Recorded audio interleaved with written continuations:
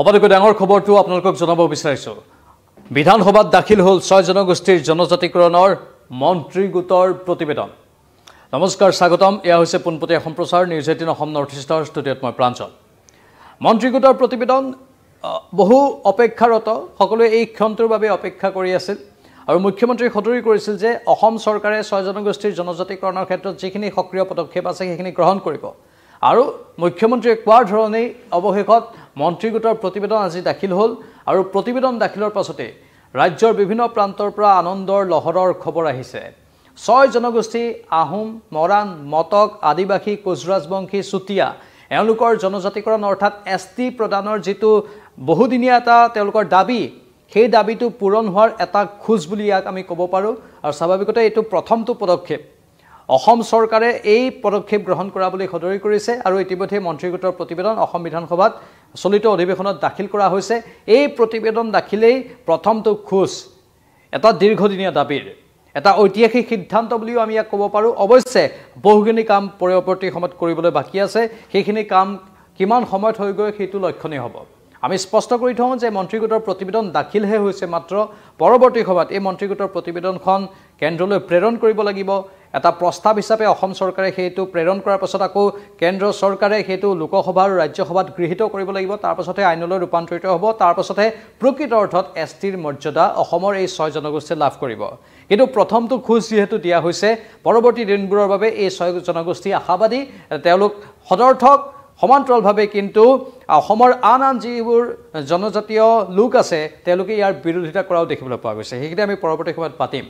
প্ৰথমে কওঁ যে যেটো পৰামৰ্শ দিয়া হৈছে মন্ত্ৰী গোটৰ প্ৰতিবেদনত সেই পৰামৰ্শ এছটিভি মানে এছটি ভেলিৰ বাবে এই পৰামৰ্শ মানে কোৱা হৈছে যে এই যি 6 জনগোষ্ঠী আছে সেই 6 জনগোষ্ঠী আহোম মৰাণ মটক কোচৰাজবংশী অথবা চুতীয়া আদিবাসী তেওঁলোকে এছটি ভেলিৰ মৰ্যাদা লাভ কৰিব আৰু স্বাভাৱিকতেই এই মৰ্যাদাৰ জৰিয়তে তেওঁলোকৰ অধিকাৰবোৰ সাব্যস্ত কৰা হ'ব তেওঁলোকে যি দীৰ্ঘদিনীয়া দাবী আজি বছৰ বছৰ ধৰি দাবী কৰি আহিছিল সেই দাবীবোৰ পূৰণ হ'ব বুলি এটা আশা কৰা হৈছে অনুসূচিত জনজাতিৰ যদি আমি সীমা সংখ্যা চাওঁ তেনেহ'লে এই 6 জনগোষ্ঠী যদি জনজাতিকৰণ হৈ যায় তেনেহ'লে প্ৰায় 45% অসমত অনুসূচিত জনজাতিৰ সংখ্যা বৃদ্ধি পাব মানে এছটি লোকৰ সংখ্যা প্ৰায় 45% অসমত হোৱাৰ সম্ভাৱনা আছে যদি এই 6 জনগোষ্ঠীয়ে জনজাতিকৰণৰ মৰ্যাদা পাই যায় পৰৱৰ্তী সময়ত তেনেহ'লে অসমখন এখন জনজাতীয় ৰাজ্য হৈ পৰিব নেকি তাক লৈ বিভিন্ন প্ৰশ্ন উত্থাপন হৈছে আৰু বহুতে অৱশ্যে দাবী উত্থাপন কৰি আছিল যে জনজাতীয় মৰ্যাদা অসমক আচলতে প্ৰদান কৰিব লাগে বা এখন জনজাতীয় ৰাজ্য হিচাপে অসমে মৰ্যাদা পাব লাগে সেইটো পূৰ্বতেই পাব লাগিছিল কিন্তু আজিলৈকে পোৱা নাই সেই কথাটো সমান্তৰালভাৱে উচ্চাৰিত হৈ আছে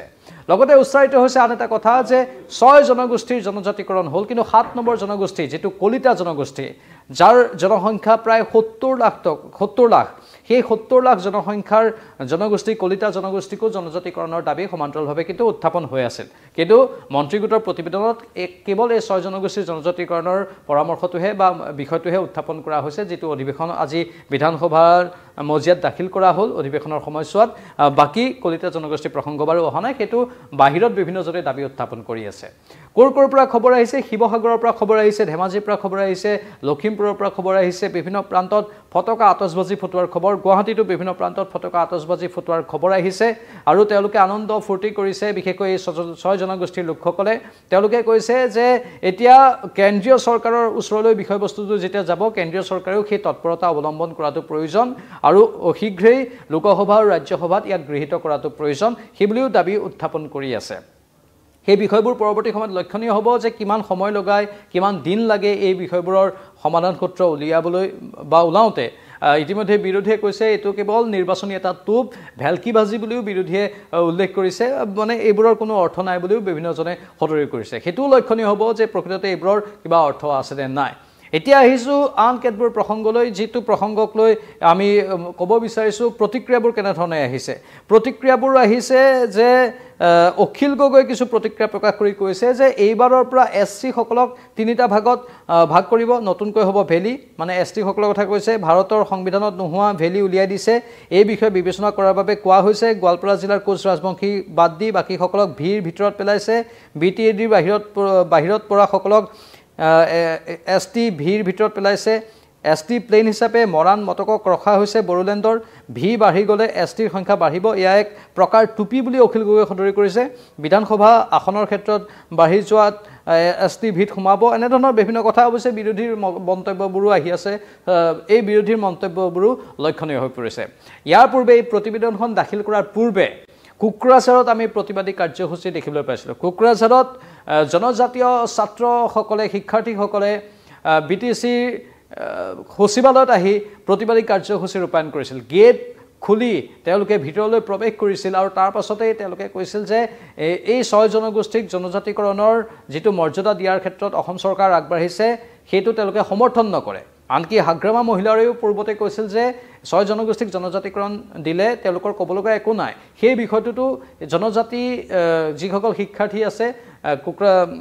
বড়োলেণ্ড বিশ্ববিদ্যালয়ৰ তেওঁলোকে প্ৰতিক্ৰিয়া প্ৰকাশ কৰি কৈছে যে হাগ্ৰামা মহিলাৰে তেনে কথা কোৱাটো উচিত হোৱা নাই হাগ্ৰামা মহিলাৰে সেই কথাবোৰ উঠাই ল'ব লাগে আৰু 6 জনগোষ্ঠীক জনজাতিকৰণৰ বিৰোধিতা কৰিব লাগে আৰু BTADৰ সকলো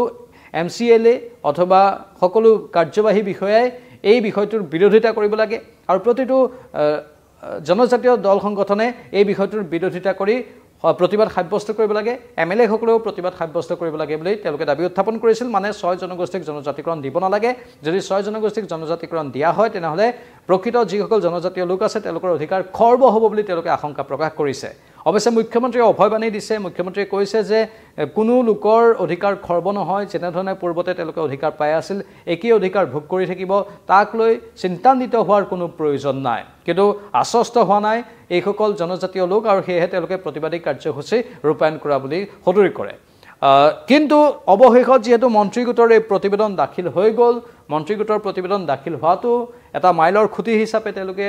বিবেচনা কৰিছে কাৰণ বিগত কংগ্ৰেছ চৰকাৰৰ দিনত সেই দাবীটো বহু সময়ত উত্থাপন হৈ আহিছিল 6 জনগোষ্ঠীৰ জনজাতিকৰণ এটা বৰ ডাঙৰ বিন্দু সেই ডাঙৰ বিন্দুটোক লৈ বহুতে মাতি আহিছিল কংগ্ৰেছৰ দিনত অত বছৰে নহল বিজেপিৰ দিনত হৈছে সেয়ে বিজেপিৰ নেতাসকলে কৈছে যে হেয়া আমাৰ কৃতিত্ব আমি 6 জনগোষ্ঠীয়ে জনজাতিকৰণ পোৱাটো বিচাৰো তেওঁলোকৰ সমস্যাবোৰ সমাধান হোৱাটো বিচাৰো অৱশ্যে বিৰোধীয়ে বাৰে বাৰে কৈ আছে যে নিৰ্বাচনৰ আগে আগে এটা সবক যিকি নহওক এই ক্ষেত্ৰত আপোনালোকৰ মতামত কি কমেন্ট বক্সত কমেন্ট কৰি জনাব পৰৱৰ্তী সময়ত আমি আৰু অধিক তথ্য আনিবলৈ চেষ্টা কৰি থাকিম চাই থাকক নিউজ 18 অসম নৰ্থ ইষ্ট নমস্কাৰ